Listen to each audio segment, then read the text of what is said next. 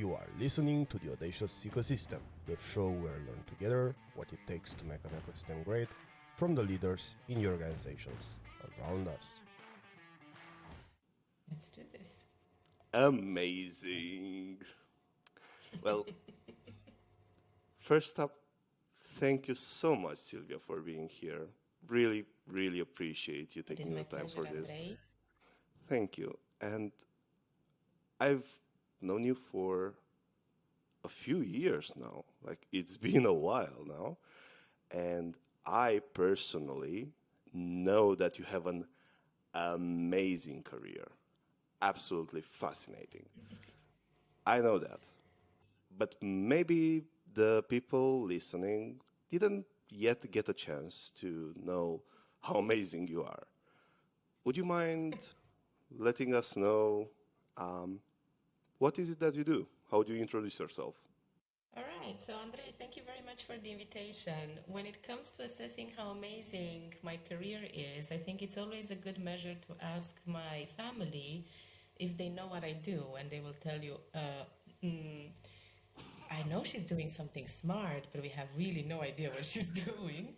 Since I became a professor at the university 3 years ago, everyone is like, "Phew, she's a professor."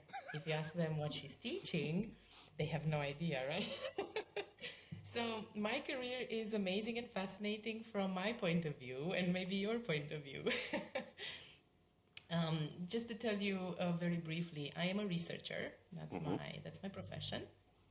I do applied research mostly, and I do applied research in social sciences. What this means basically is that I have a background in political science. I did my BA, MA, and PhD in political science. But during my MA and then during my PhD, I focused and I specialized Hmm. in research methods. And in my PhD, I specialized in network science.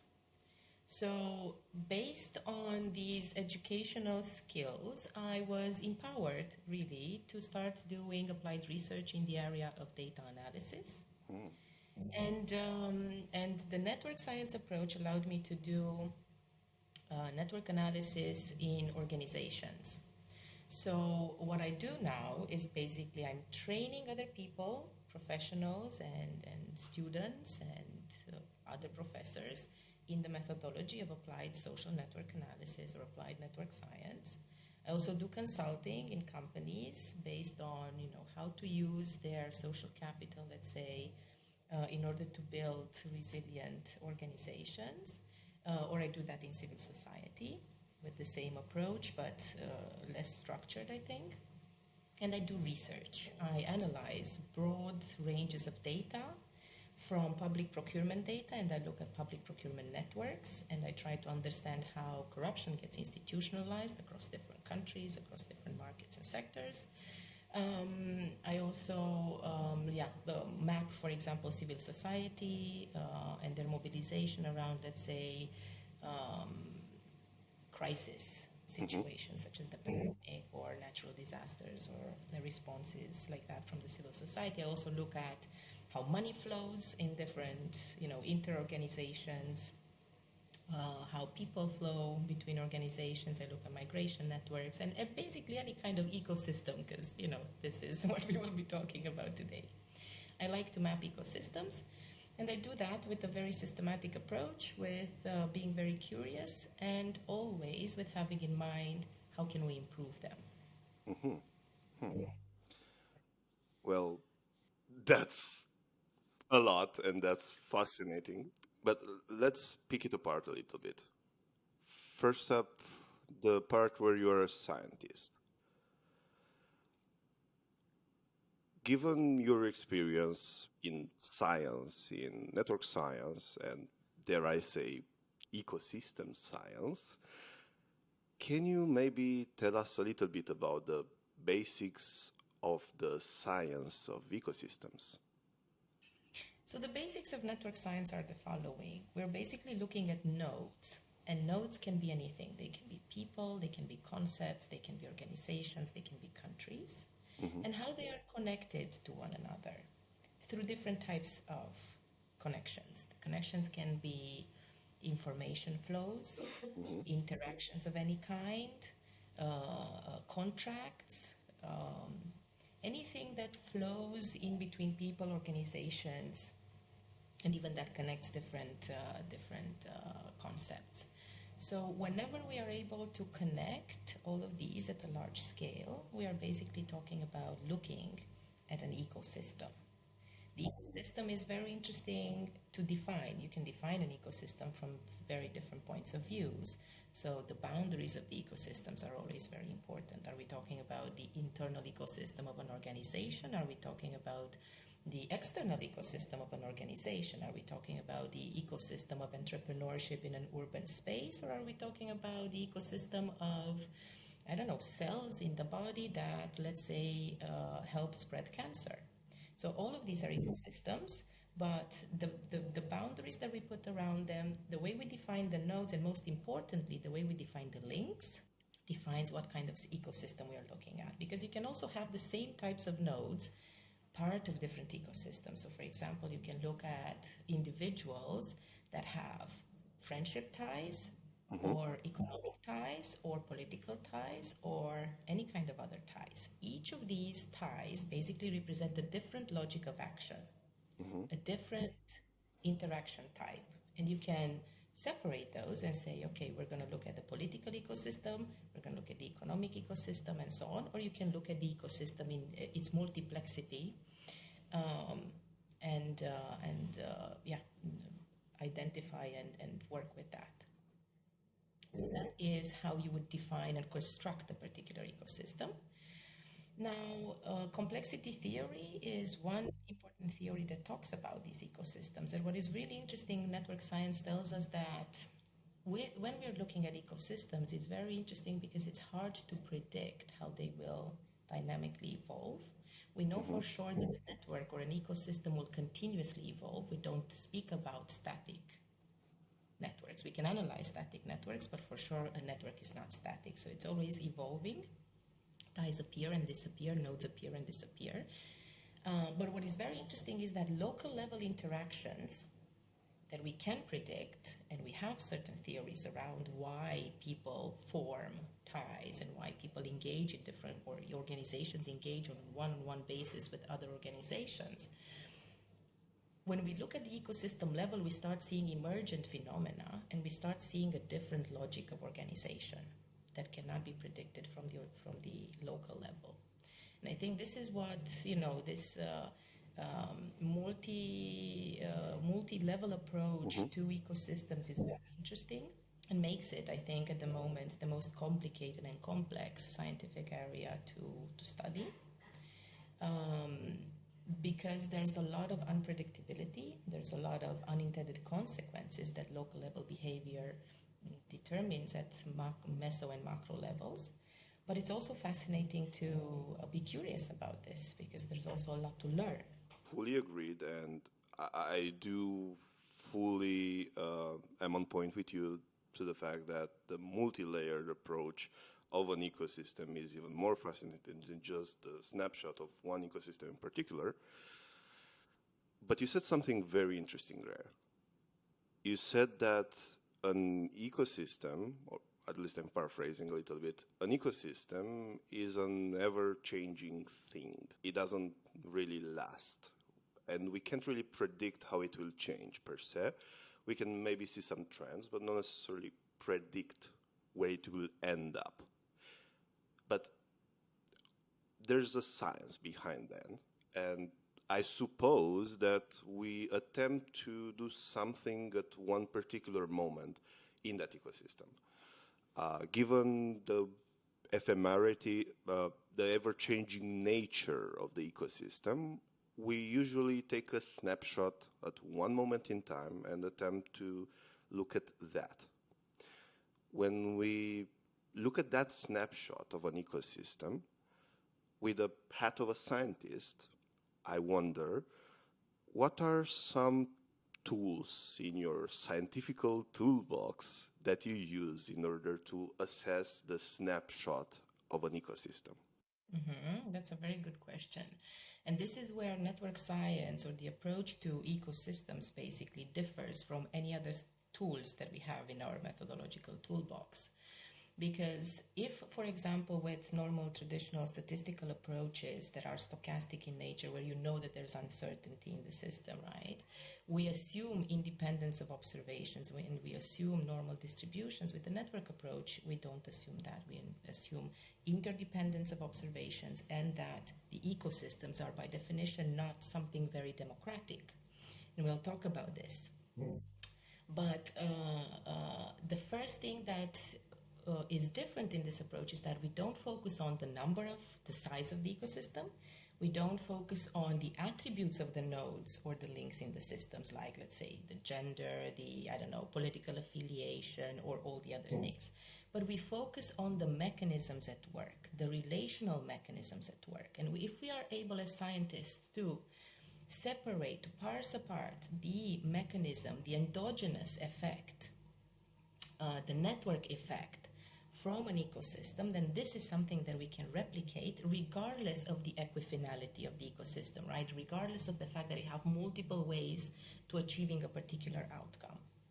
So when you said that, we had ecosystems are changing and it's very hard to predict, but network science is actually about predicting. And the way we predict is if we are able to understand causality, let's say, or causal effects in a relational way. So we are focusing on understanding the mechanisms. But that takes not only methodological tools, that takes very good theory. So for example, when you look, even if you look at a static picture, you need to make, your approach should be, your theoretical approach should be about an understanding of the processes that lie behind that static picture. Assuming that things are continuously changing, again, you're isolating the mechanisms. And the mechanisms with network effects could be something like, let's say, one of the pervasive mechanisms in social networks, for example, is transitivity. Transitivity is the logic of a friend becomes my friend. So if A and B are connected and A and C are connected, at some point B and C will be connected too. This closing of triangles is very naturally occurring, and this transitivity basically leads to the formation of communities. Communities themselves, they are conglomerates that offer a lot of familiarity and support for the members, but they can also, for example, breed echo chamber effects. They can trap information. Information starts to travel at a slower pace in the entire ecosystem because of the group effects. So, for example, one of the questions that comes very often up with ecosystem problems is, how do you make an ecosystem resilient? Right? What does that mean? Resilient, yeah, it means that it will survive different attacks, different shocks in the ecosystem. So you remove random nodes, you remove random edges, and eventually it will be able to still self-organize. That's the very interesting thing with network science. You can measure the topology of the ecosystem, the infrastructure, exactly how it looks like, and then again, if you have a quite enough interconnected ecosystem, then that becomes a more resilient ecosystem, because if you create random shocks to it, it will not dismantle the entire structure. However, if you can calculate who the most important nodes are, or what are the most important links, and then you attack those, you are for sure going to dismantle the entire ecosystem in fewer steps and with much more efficiency. So it depends from what perspective you look at this and who uses these tools. But in principle, you can also use the mechanisms that you understand from the ecosystem in order to build or to destroy.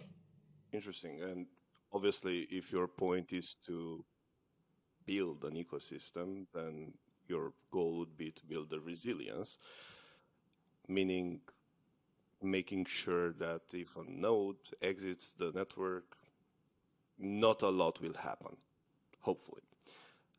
But to your point earlier, and to also add on the idea that maybe not everybody listening is a scientist, and not everybody will actually go in and actually calculate the things that we might calculate. But for a non-scientist, you talked about communities, which I think is the most interesting aggregating factor that non-scientists might look into. What's one very actionable thing you would suggest they do from a network science or an ecosystem science perspective to help out their communities? Just one thing they could execute after they listen to this episode. One thing, very actionable thing that you can do is think about your role in your existing social networks. And I don't mean here necessarily the social media networks, right? The Facebooks and all the likes. I mean, in your actual interactions with people. There are countless studies that say that the people around you will influence your potential. If you surround yourself with negative people, that's a very basic example, right? If you surround yourself with negative people, at some point in time you will give in to that way of thinking. If you surround yourself with positive people, again, you'll do the same thing. So peer pressure is a real thing.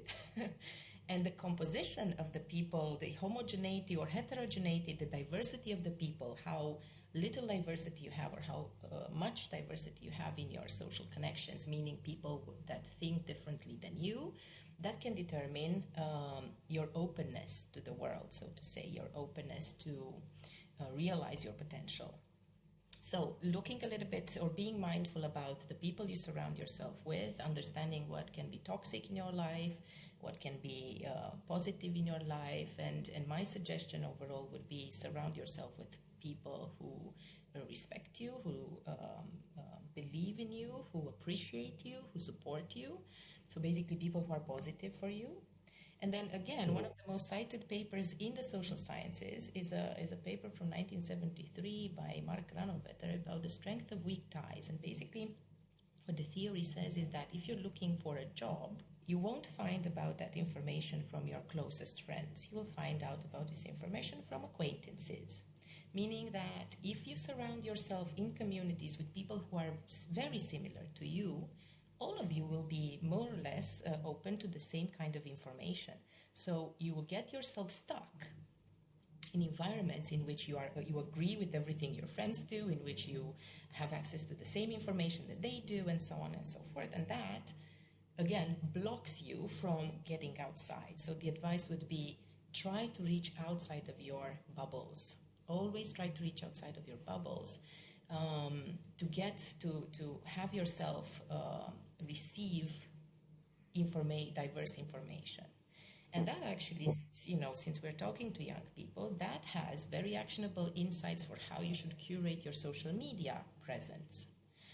For example, the problem with these theories is that they are exacerbated in the online because of the platform effects.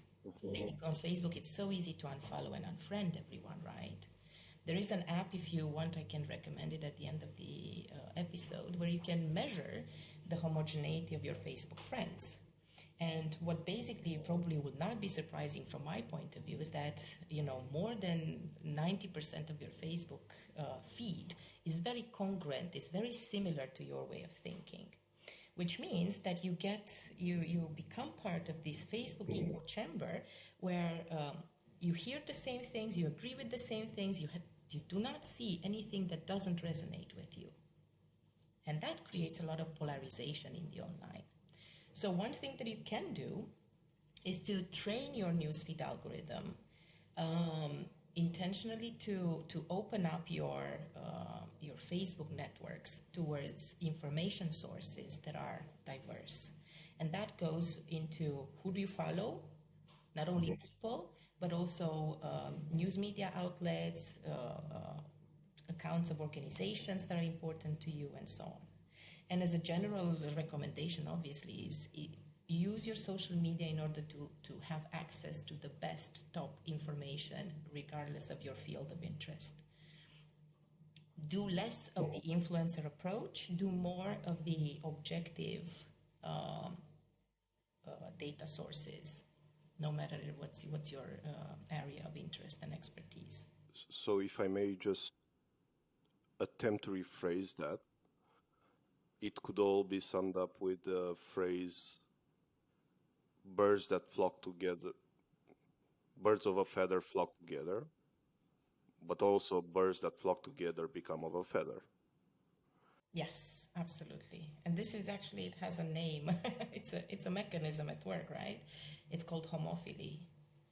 Homophily is the like of a like, and you can have different types of homophily. You can have institutional homophily. So, for example, you become friends with people you go to school to together. I mean, it's more likely that you'll become friends with them than anybody else, right? Institutional homophily is something that we are sort of, societally doomed to, to have. But you can also have gender homophily. You can have all sorts of other homophilies. There's one thing that I think could be really useful to just dig a little bit deeper in. You said to think about your role in that community. What does that exactly mean?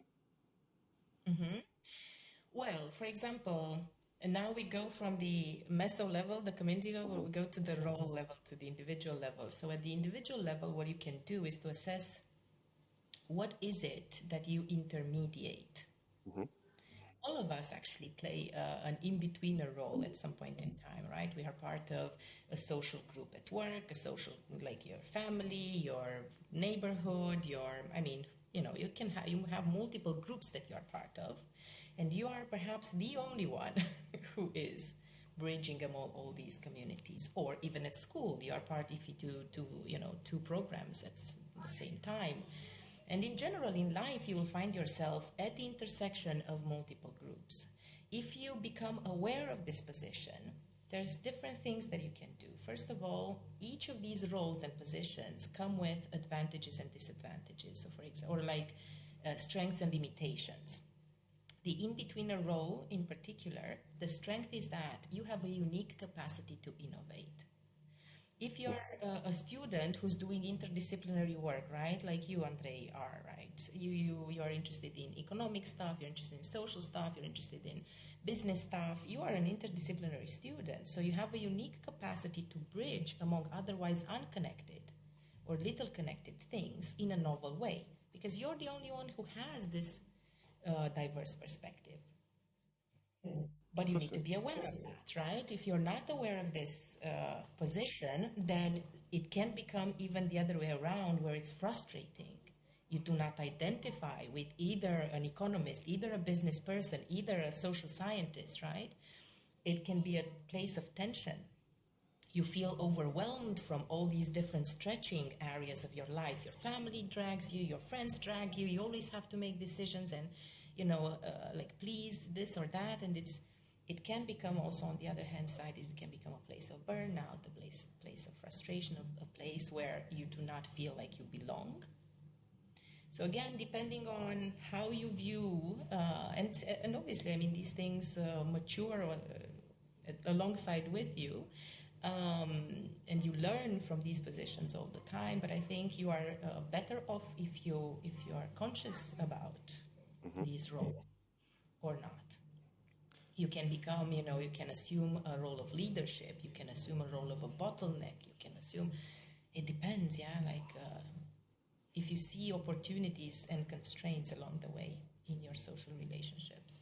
Hmm.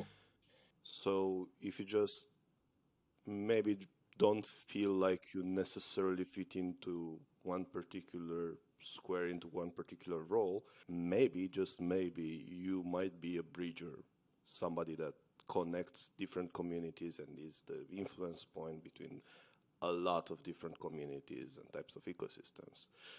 But on that note, that person has a very intriguing, not only role, but maybe responsibility at the same time.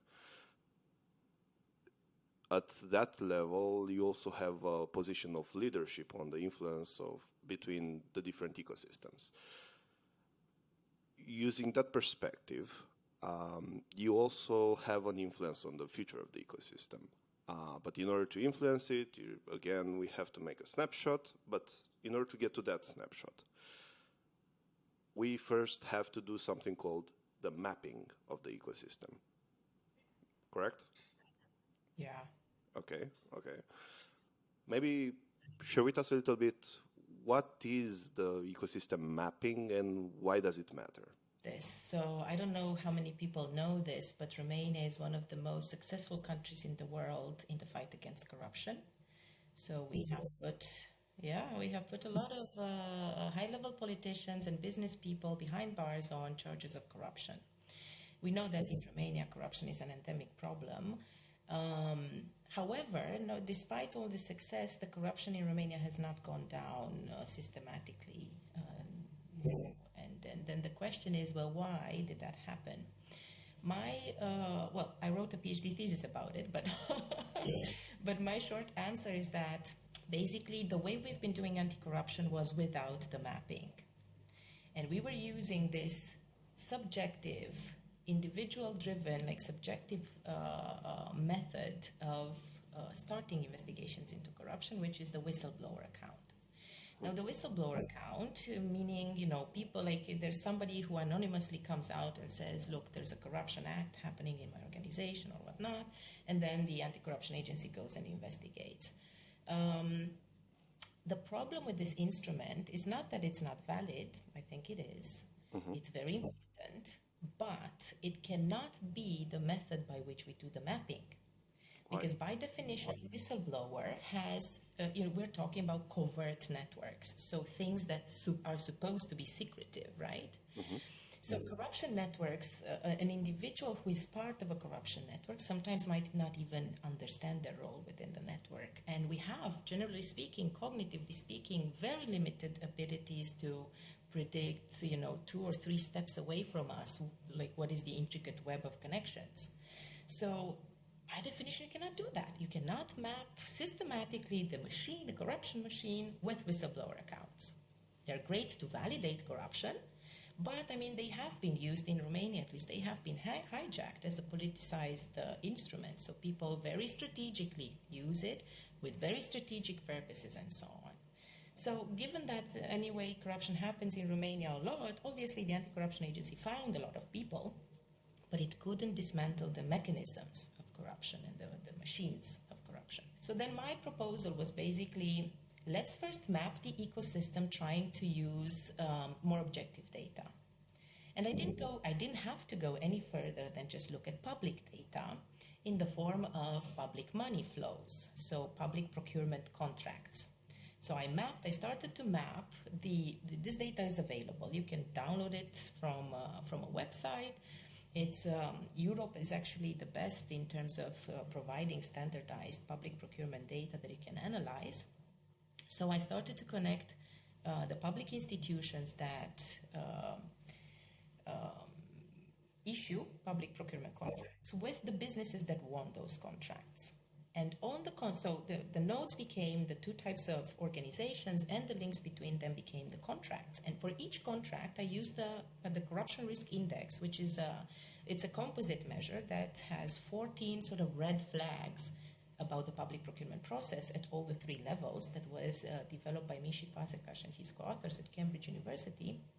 And then basically for each link, I would have, let's say, an orange color if it's high corruption risk, and the green color if it's low corruption risk. So if you have a lot of these red flags, or if you have clean behavior. And I started doing this systematically, originally just for 1 country, but then I extended that to 28 countries, plus the EU institutions, looking at more than 10 million contracts and the corruption risks associated with each contract. And what came out of this was something really interesting. The network structures were very different from country to country, but you could identify the countries where corruption is something easy to target and intervene upon, and the countries where it's completely very different. And guess what? Romania had the typical structure of a hairball, or of a very interconnected ecosystem. And this is where we're talking about resilience, the good or the bad aspect of it, right? Because an ecosystem is just an ecosystem. But what flows through that, how you intervene upon that, can be very different. Here, you have a very resilient ecosystem because all these organizations are interconnected in a web that just looks like a hairball with all orange and green all together. Meaning that if you do random shocks in trying to dismantle this with the whistleblower accounts, Sure, you'll probably find something, but you will not be able to dismantle the corruption machine, and you might even do damage to the healthy part of the system. How? For example, you put, like it happened in Romania, you put heads of, let's say, county councils to jail on charges of corruption. Because the institution has a tradition of contracting sometimes clean, sometimes high corruption risk, when you do that, the entire administration freezes. Nobody wants to sign any document because they really don't know what are the rules of engagement without, that person telling them, we should contract with these or we shouldn't contract with these, right?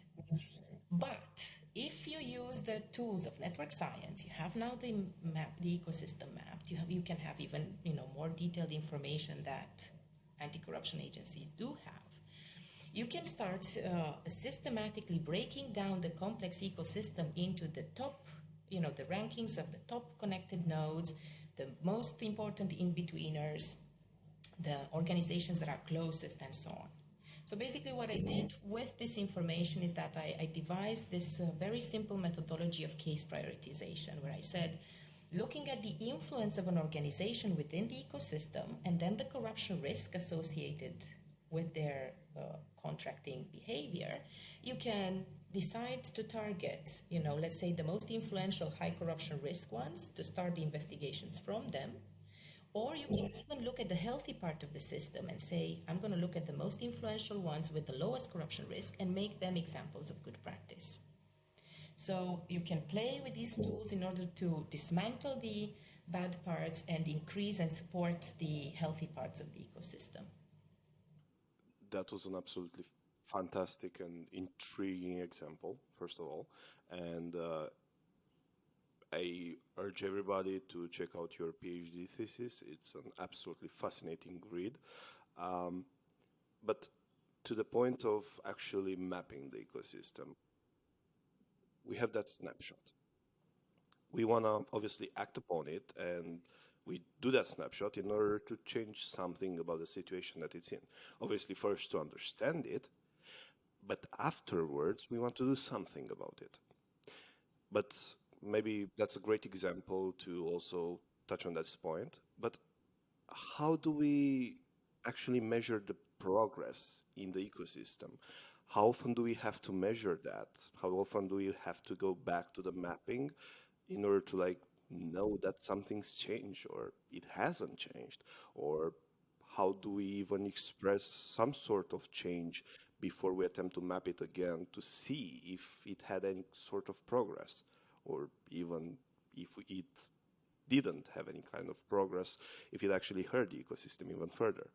How often do we measure? Mm-hmm.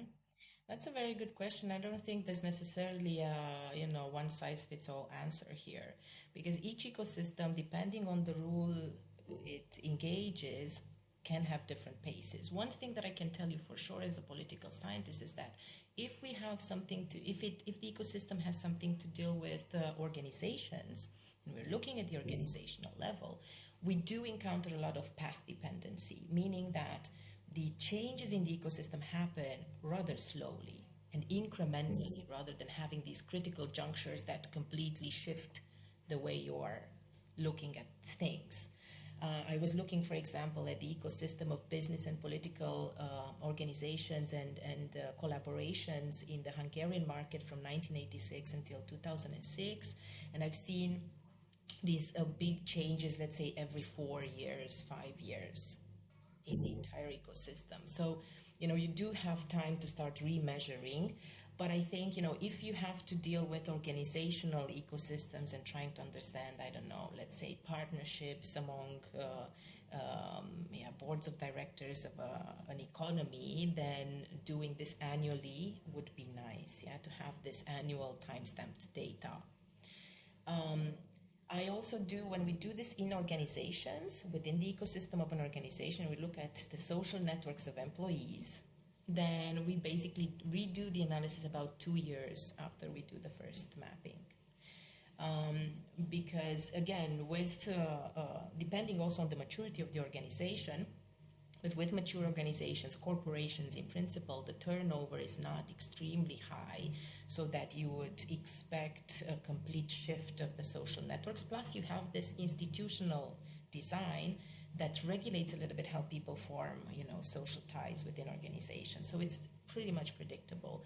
But still, you could have interventions that are more soft in nature, and then you could measure, let's say, the engagement of the people much quicker, or the motivation of the spikes in motivation of the people much quicker based on the interventions that you do.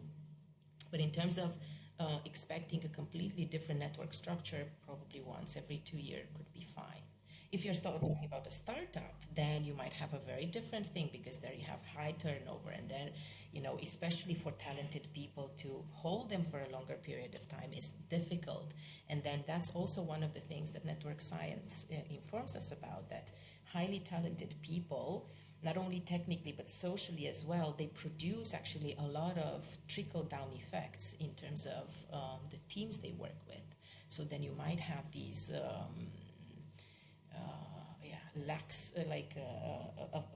motivation being affected at the entire team level, and having 2 or 3 other people leaving. So there you might want to do it much more often. You can also look, depending, for example, if you're looking at email communication, and you want to understand a little bit the ecosystem of communication around different clients. If your organization is outward going, for example, there with email networks, we actually typically measure it every 3 months, so every quarter, or every 6 months, depending on the type of business. Because there you can have interventions at the very personal level, where you have sort of KPIs that you impose on yourself. I want, by the end of the quarter to be more client-oriented, or something like that. And that affects, obviously, your communication patterns through emails. I think it depends a lot on the ecosystem. I think regular measurement is important for us to be able to track whether we have impact or not. There could be multiple ways of doing impact assessment. The network approach is one way, especially if we have some objectives related to the structure of the ecosystem altogether. For example, stuff like, okay, originally we were configured as stars, disconnected silos, and in 2 years we really want to make it a more democratic, decentralized, highly innovative organization. In that case, obviously, you need to measure that. But if you're okay with the way your organization looks like and the way your network looks like, then you can have much more targeted interventions, let's say around involving or integrating newcomers, which is just one part of measurement that you can do, and you can also assess that through qualitative methods. There's so many interesting things that you just said, but I want to move the conversation in a particular direction at the moment, and I think that's a very interesting point that you find yourself in, because obviously you do wear the hat of an academic, but at the same time you're not just an academic, and you have a very intriguing perspective with which you can also understand from outside academia how academia actually looks like. But before that, you said that it obviously depends how often we have to measure progress. But I have to wonder, given, again, your intriguing position, what's the time horizon that you think about progress?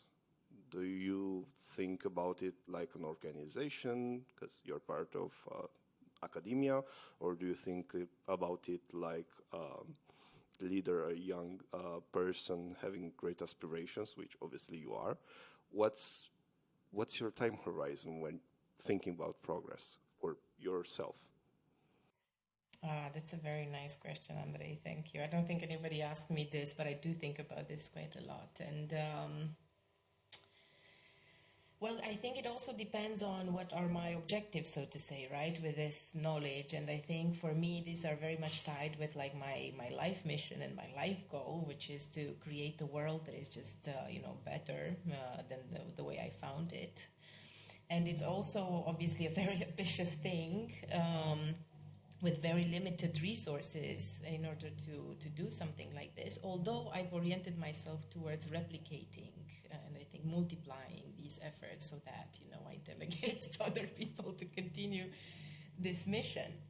And there are many different layers here that I'm thinking about. But in terms of an organization, what I'm really interested in is creating, if there's none or there's very little of that, or improving existing organizational cultures. So the culture of the organization I'm part of. And realistically speaking, this is something that can be changed with systematic effort in, let's say, 3 to 5 years. It takes measurement, it takes programs, and it takes, very specific measurable objectives, and it takes obviously the buy-in of the management of the organization, especially if it's a large organization, to move things forward. But most of the interventions that we can do to better organizational cultures are free and they're just common sense. But again, as a consultant, I realize that many organizations at some point lose track of their implicit behaviors that sometimes just need to be made explicit. When it comes to the society in which I live,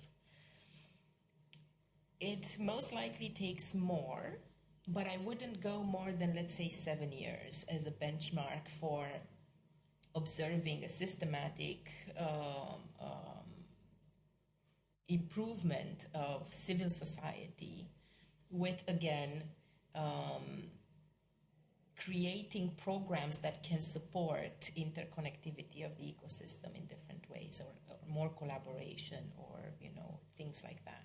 But I think funding, for example, different civil society types of activities, projects, or things like that, programs that create community ecosystem, community resilience, we should be able to see lasting effects, because again, with the network approach, your focus is on the mechanisms that can be replicated, not the attributes of. We don't need like a community, an organization of this type or a person of this type. No, what we need is a mechanism through which we can provide collaboration, innovation, or spark, enable collaboration, innovation, and other things like that within the community. And then whoever engages in this would be able to move this forward. So I think 7 years, yeah, realistically speaking. That means typically, one big, large project of like 4 years, and then a follow-up of about 3 years to fundament the changes. When it comes to international things, I think there the change comes from providing large, from providing technology and large-scale tools. For example, I was thinking about the work in the anti-corruption thing. Now the methodology of looking at social networks basically in the economy is implemented with the Competition Council in Romania in their big data platform, which is the first kind of big data platform for looking at anti-competitive behavior in Europe. But any competition council in any country could benefit from this systematic approach to understanding ecosystems of anti-competitive behavior or even anti-corruption behavior and intervene upon. But without these large-scale tools that use technology, that use data, objective and subjective data, that use a methodology to systematize all this complexity, they will not be able to effect change on a large scale. That's fascinating, but I want this to be as useful and as applicable as possible for the listeners. The societal and transnational effects are absolutely fascinating, but I think that's a little bit beyond the scope of an actual applicable thing. So I'm going to focus from what you said solely on the institutional side, where you said that the culture changes in an organization such as a university somewhere between 3 to 5 years, every 3 to 5 years. Maybe, again, with the perspective that you have, with the obviously fascinating insights that you have, both as an academic and outside of academia, why is that? why does it take 3 to 5 years? How does the ecosystem look such that the way to change it takes actually 3 to 5 years? Okay, now I need to make an amendment here. I'm talking about organizations that are, let's say, above like 20,000 people. And when you speak about large organizations, right, especially these are complex, yeah, they're complex machines, that it just takes a lot of time. And corporations, not only universities, but corporations in general, but universities as well, they're very bureaucratic animals. So any sort of change, good or bad or whatever you're gonna call it, is just gonna take time.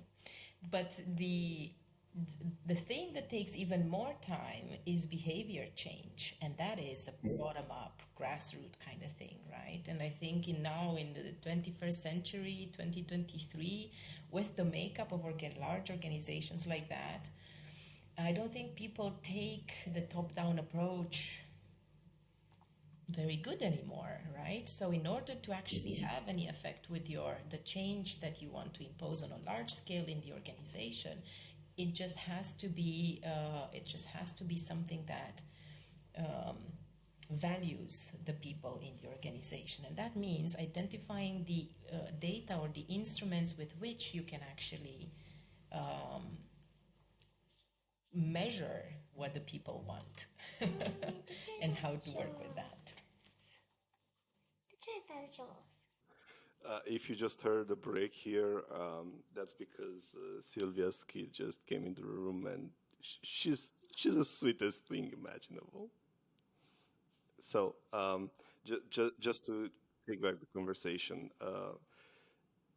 the grassroots approach takes obviously longer to do because what you're trying to do is obviously change normality. You're not trying to change the rules, you're rather trying to change what is viewed as normal, which does take a while.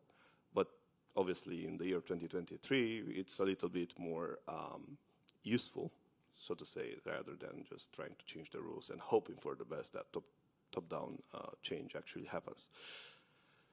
But And there's one why? other thing that I would add here, Andrei, is the fact that if you want to change, I mean, I've been looking into all sorts of, and I'm embedded into this global community of change management experts and organizational development experts, and basically what the conclusion we have arrived at is that the only innovation in this field is to actually be able to map the trust networks within organizations. Because if you are not able to map the trust network, so who trusts whom, right? Or what are the areas where people actually feel comfortable at work and comfortable with the people they work with, it will just take longer for behavior change to happen. The studies show us that the best, value-based, culture-based transformations happen when the energy is caught within the system from the other people, the motivation, the inspiration, the best practices, the knowledge sharing, the know-how sharing just comes from other people. The more you trust them, the quicker these things will happen. So if you don't do these, and actually there's no other method to which you can do this, then the network science approach. But I was having exactly that conversation with a friend from Australia just a few days ago, and we were talking about measuring trust in a network. And the point of the conversation that we arrived to was, first, we don't necessarily agree how to measure trust and what that even means at the end of the day. Maybe you have an insight on that from the literature and the actual science of measuring trust. But also at the end of the day, it's not binary. I trust you or I don't. It's a very wide spectrum, which it has very many intricacies, because maybe I trust you to order some Chinese food just because you have more insights into that. But I wouldn't trust you to, I don't know, go skydiving with you, or I wouldn't trust you to do my taxes. I would trust you in another field. Maybe you have more insights into that, but how do you measure trust? Well, that's a very good question. But as a social scientist, I mean, to me, that's the first and most important thing to actually get straight on, right? Is how do we conceptualize trust and how do we operationalize it? And you can have here, there's a range of options, depending, of course, on what is your focus. But let's say if we are talking about like for-profit organization, trust could be trust in the formal duties that we have all to one another, or the informal duties, not duties, but like support that we offer one another.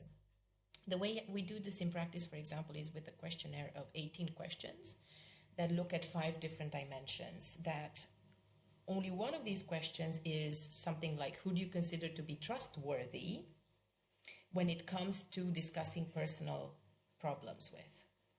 So it's a very specific thing. But then all of the other questions, they still measure trust, but they measure a different kind of trust. So, for example, who do you go to for advice when it comes to your work? Who do you who do you perceive as being able to speak about the opinions and challenges of others?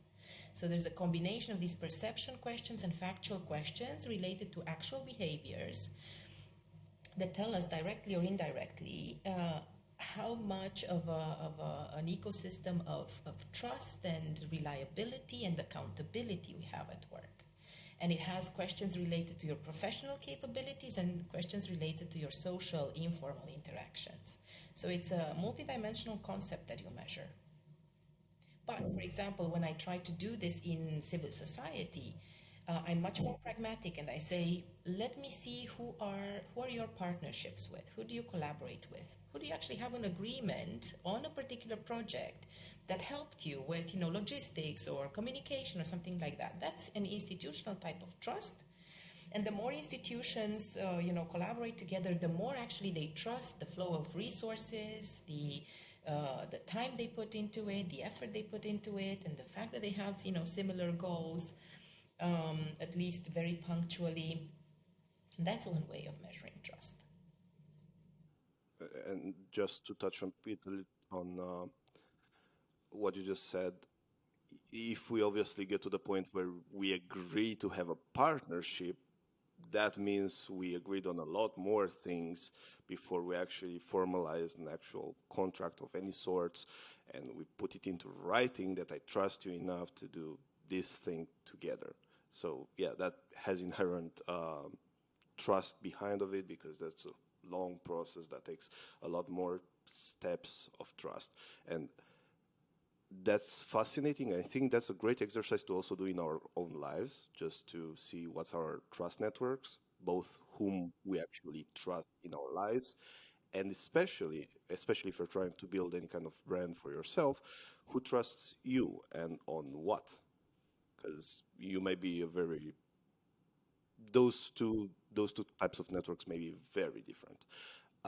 But I just really want to touch upon this subject of academia, because again, you have a very insightful role to play in academia, and I just want to maybe get a little bit of a better understanding of why.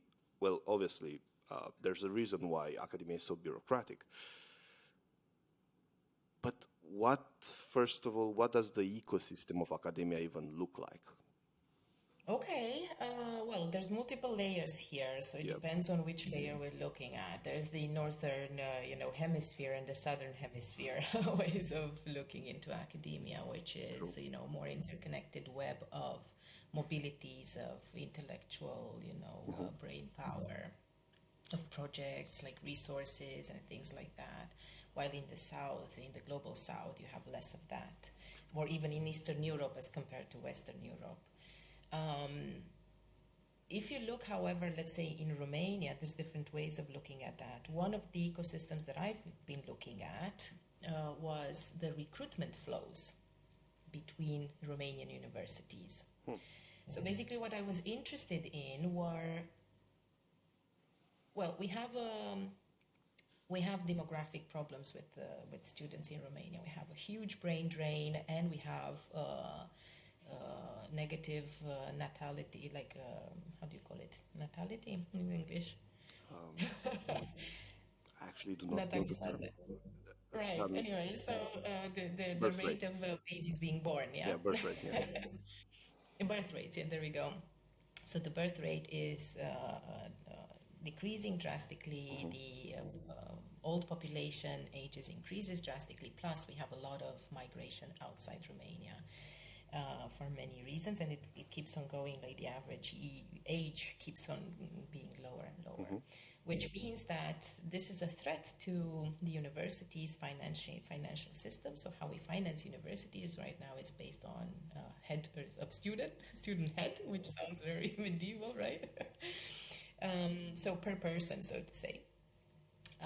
So in a few years, we can become extremely vulnerable as universities if we don't become more competitive in certain ways. So the first thing I was looking at is the vulnerabilities of these universities in the way they recruit, because many universities are very regional or local in nature.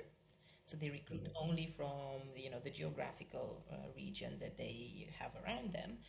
But other universities still, they attract from all over Romania and from even other universities within Romania. So I think, looking at this ecosystem, you can very clearly pinpoint the universities that are very vulnerable because of the narrow way they do recruiting, and the universities that are in resilient ecosystems or smaller ecosystems where if something happens, yeah, if there's one flow drying out or something like that, there's still reorganization that can happen quickly with limited resources and still be able to function very well.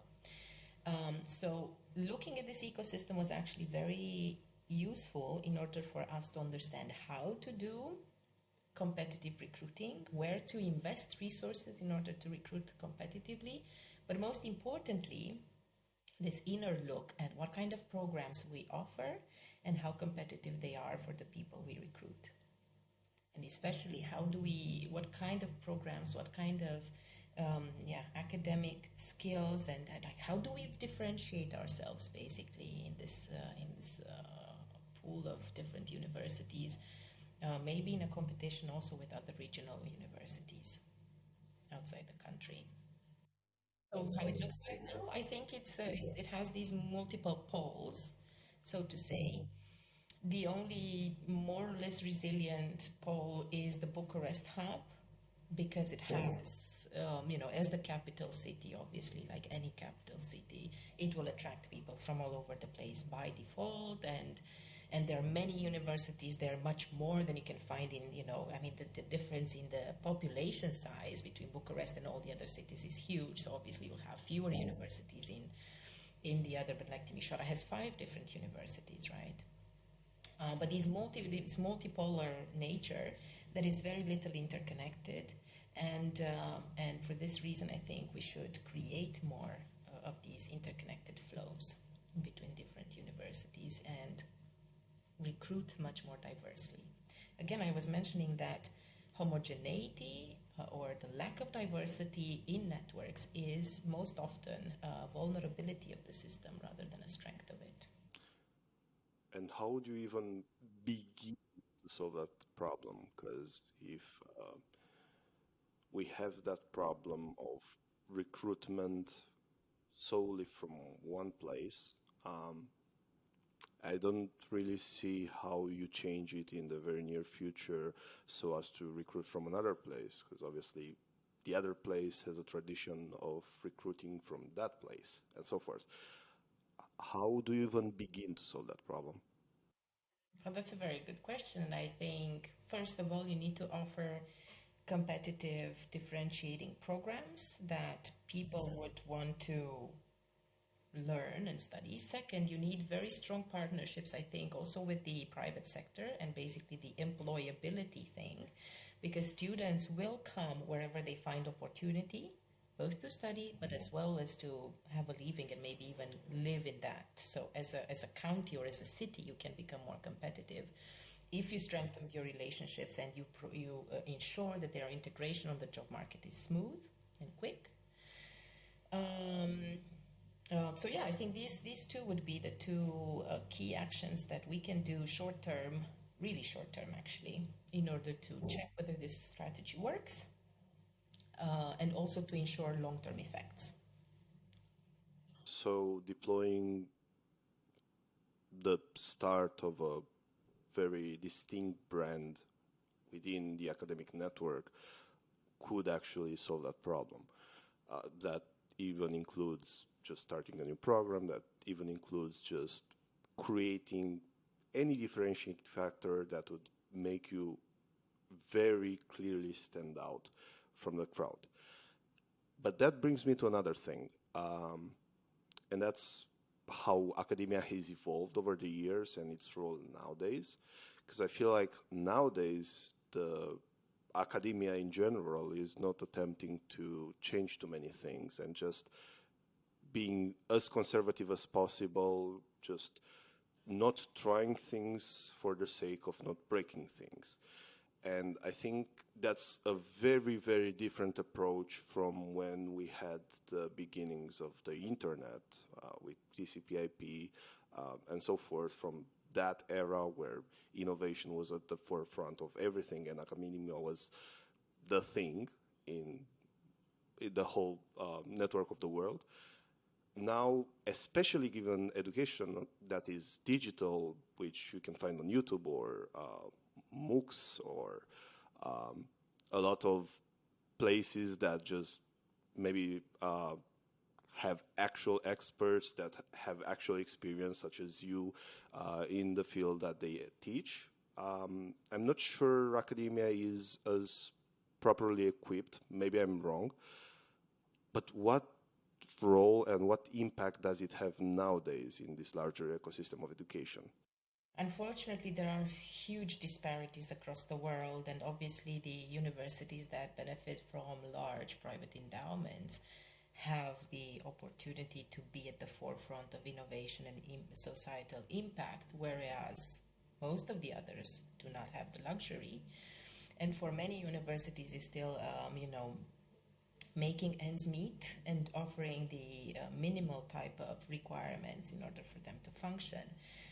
It's also a cultural trend that, I think in the latest, let's say, 10 years, more than, I don't know which other part of history as of now, there's this huge anti-intellectualism culture that just goes against experts, against expertise, against science, and that was also obviously propagated through social media as well. And there's scientific work showing why, and showing like what are the mechanisms by which we are actually propagating more false information and unreliable information than truthful information.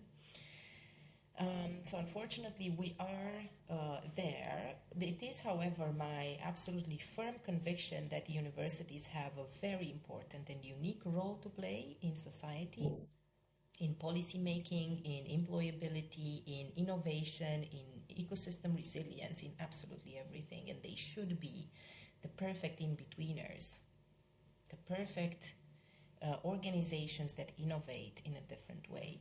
What we need to do in order to do that, at least in Romania, the way I see it so far, is obviously you have to dare a lot and you have to be patient with creating a culture where this is happening, because it is not there and it's hard to build it. It takes a lot of time, a lot of effort, and it is not supported infrastructurally speaking. I mean, let's remember that in Romania invests the least amount of money into research altogether, right? And into creating the infrastructure, 0.48% of the GDP, which is it's extremely little, right?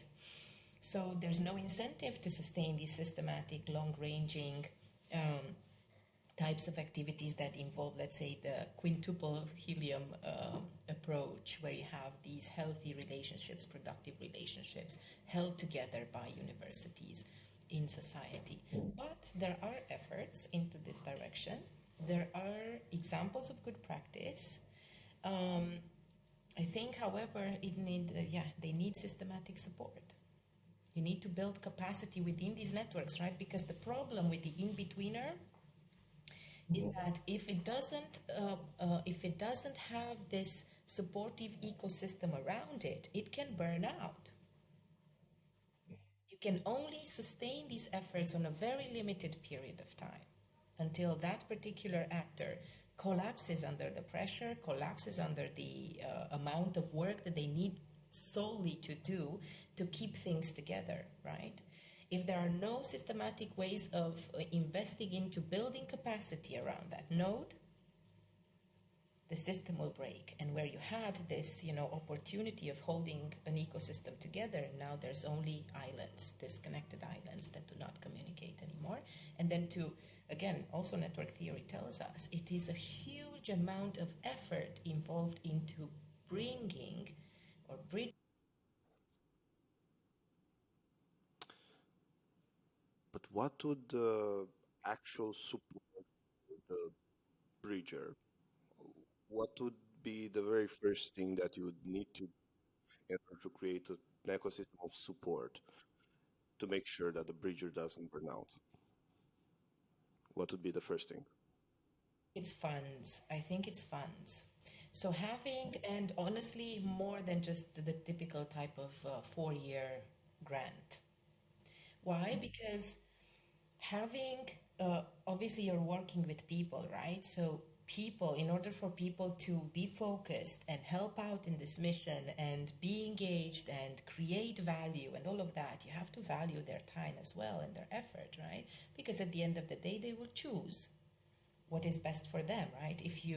There's only that much that people can volunteer for, right? So if you don't systematically engage people into these efforts, the energy, the interest will wither off, and that's absolutely normal to happen. So I think we need money to invest in systematic approaches to these things. We need frameworks that are co-created with different types of stakeholders in order for everybody to be on the same page about this. We need to build a culture of trust and the safe space around collaboration, because otherwise it will be the forever office politics type of thing, and everybody will run for positions rather than actual roles within these projects. So yeah, investment, long-term investment into this, and I'm a firm believer that this investment doesn't have to come from just one source. It can come from whatever source, as long as there is systematic engagement with it. But you do need rather longer-term type of financing, funding for these in order to build capacity. Interesting. Just to connect it with what we earlier said, it's not just the investment per se, it's also the mechanism that is behind the investment, the trust that you show that you are able to change and you will be a pioneer of change. Because for the whole process of the governance to actually allocate money, it also means that it's allocating trust in whatever it is that you're doing, which is maybe an even more important thing than the actual money. But the mechanism behind the process of allocating money is also designating a lot of trust towards that individual or that organization or that node in the network. Just one last thing before we go towards the end of this conversation. Where do you see academia in the future? So say 15 years from now. How does the world look and how does academia fit into the world? In my view, so like scientists and social scientists especially have never been more relevant than they are today. Never in the history, and never more powerful or empowered as we are now. And I look at myself simply as, a kid coming from a small town in Romania, being able to really affect change with the things that I'm working on. And what are the things that I'm working on? Science and curiosity and asking questions and working with data. This is something that anybody can do, right? So, but if that is the context in which the new generations are socialized in, with the types of problems that my daughter's generation faces, then I hope that academia could be at the forefront of stopping climate change, doing innovation in sustainability and sustainable development goals by 2030 would absolutely have academia at the forefront of that. And even the spin-offs that come from university work into businesses. Obviously, it's not imaginable that all businesses will be coming from science, but everything that is technology related, innovation related, related to social impact, circular economy, social entrepreneurship, all of that. I mean, these are stuff that can come, ideas that can be supported by universities and come from intellectual work, systematic work, validated work. And hopefully that will be the case for about in the next 15 years. That you're completely right, and I fully agree with your perspective on that. And I do hope that that will be the future, where academia will, the role that academia will play in the future. But before we wrap this out, I have one last question for you, and that is, in the ecosystem that you operate in, if you could, without question, remove just one barrier, one boundary that's holding your ecosystem back, what would that be and why?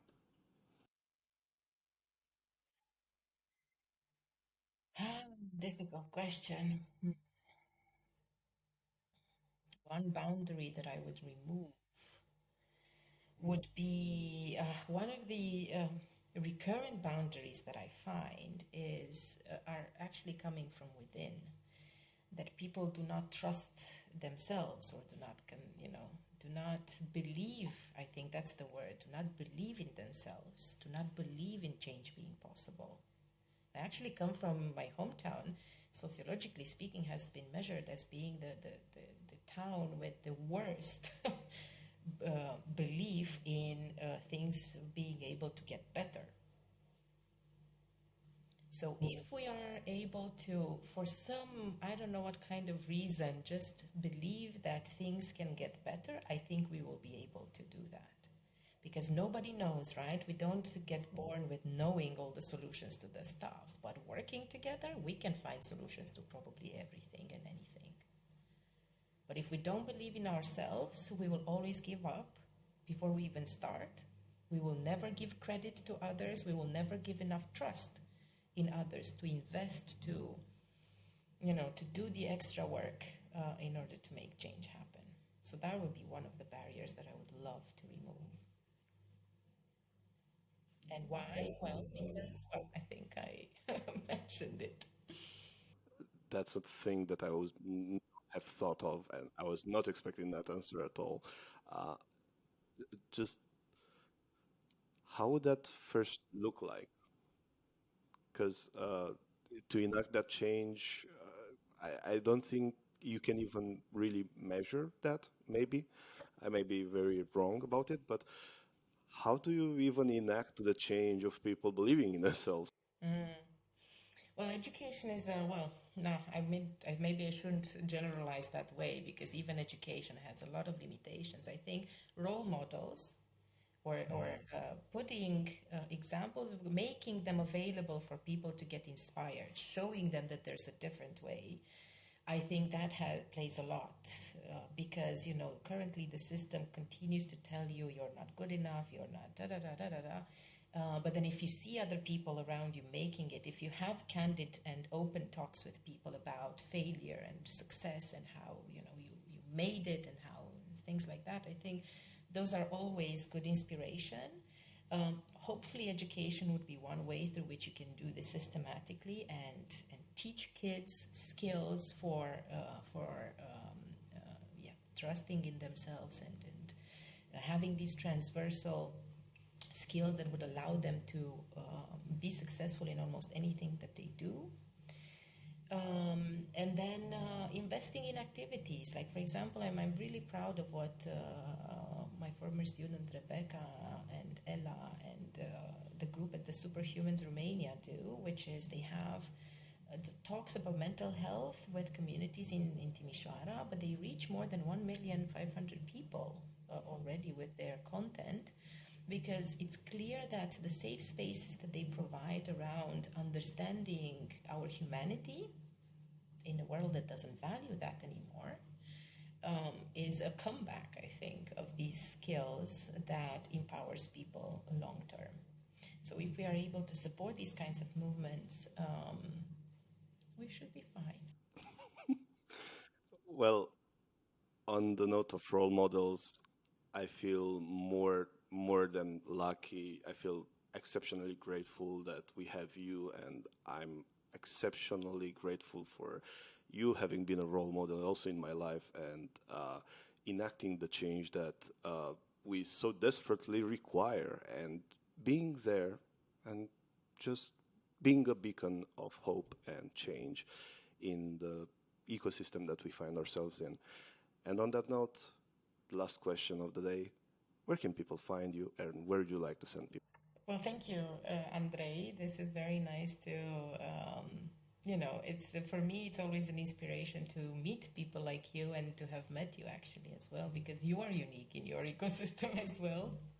And I appreciate that, and I have high hopes for what you will be able to, the change that you'll be able to exert around you as well. Second, you know how the shoemaker doesn't have shoes kind of thing? I have a website that is very hard to find, but I will send you the link to that. But I was thinking one way that I think, yeah, I mean, there are many resources that I could recommend to you, but maybe one that I was thinking is really going into the ideas of data and ecosystems and rethinking stuff is the Atlas of Economic Complexity, and I will leave you the links for that. Why I love this tool is that it's basically a big data visualization platform where you look at,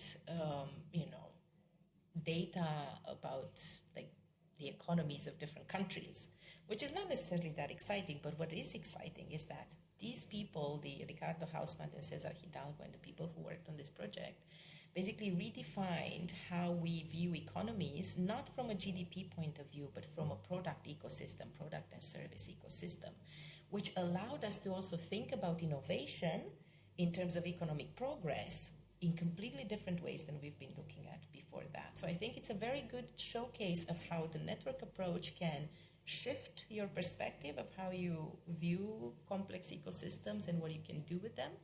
But also the idea of visualizing data, I think, is really just, if you're a curious person, you're going to have fun like a kid in a candy shop, with this thing. You can check out, gender gaps in payment, all sorts of like really interesting things related, to education and whatnot. Healthcare. So it's really, without data, we don't know, and I'm a big proponent that we use data in order to do data-driven, evidence-based decision making, even in our personal lives and in our professional lives. And then I would send you to, if you're really interested in what network science is and how it works out, just Google network science. There's a huge amount of literature on that, games, and even for children and whatnot. But the handbook at the moment for network science is Barabashi's, Albert Laszlo Barabashi's book, Network Science. It's an online book, it's an open access book. It's really nice. It's also heavily mathematical, just for you to get the reality check that, it's all fun and games with Still bubbles science. and lines, but it's still like a heavy science grounded in mathematics and statistics and physics and computer science and biology and sociology. But it's really fascinating, yeah. Well, we'll have all of that linked down below in the description. Thank you so much, Silvia, for being here, and thank you for listening. See you soon. You've been listening to the Audacious Ecosystem, the show where we learn together what it takes to make an ecosystem great from the leaders in the organizations around us.